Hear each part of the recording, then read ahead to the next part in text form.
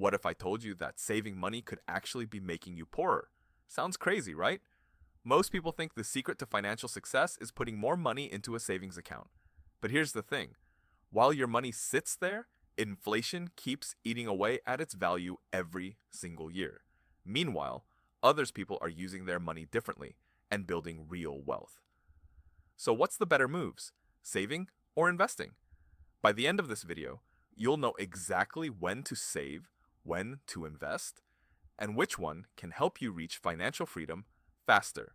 And trust me, the answer isn't as simple as you might think. Let's get into it. Welcome back to Start Investing, where we break down money, investing, and wealth building strategies in simple terms. If you're serious about growing your money and creating a better financial future, make sure you hit that subscribe button and turn on notifications so you never miss our upcoming videos. Now let's talk about one of the biggest money debates out there, investing versus saving. Part 1. What is saving? Let's start with savings. Saving means putting your money somewhere safe, usually in a savings account, where you can access it whenever you need it. Think of savings as your financial safety net. Let's say your car breaks down, or your AC stops working in the middle of summer, or you suddenly lose your job. That's where savings come in. The biggest advantage of saving is security. Your money is protected, it's easy to access, and there's very little risk involved. Another benefit is peace of mind.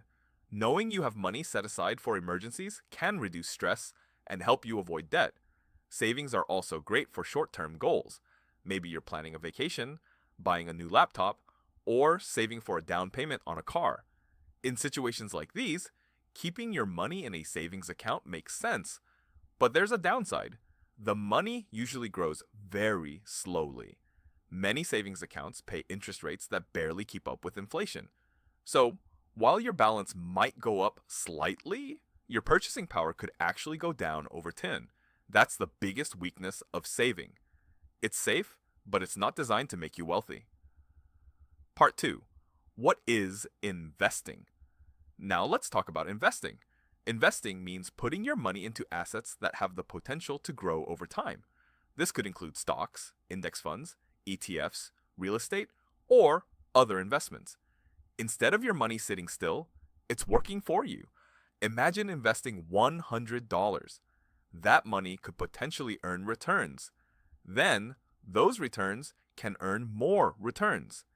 This is called compound growth, and it's one of the most powerful wealth-building tools in the world. Historically, the stock market has delivered much higher returns than traditional savings accounts over the long run. That's why many millionaires and successful investors focus heavily on investing. Another advantage is beating inflation. While inflation reduces the value of cash over time, investments often have the potential to outpace inflation and increase your wealth. But investing isn't perfect. There's risk involved. Markets go up, markets go down, and sometimes they can drop significantly. If you panic and sell during a downturn, you could lose money. That's why investing works best for people who are willing to think long term. Investing can build wealth, but it requires patience. Part 3. Investing versus savings. So let's compare them side by side.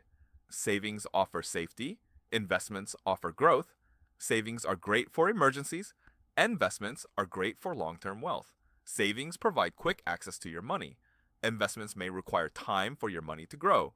Savings have very low risk. Investments carry higher risk but also higher potential rewards.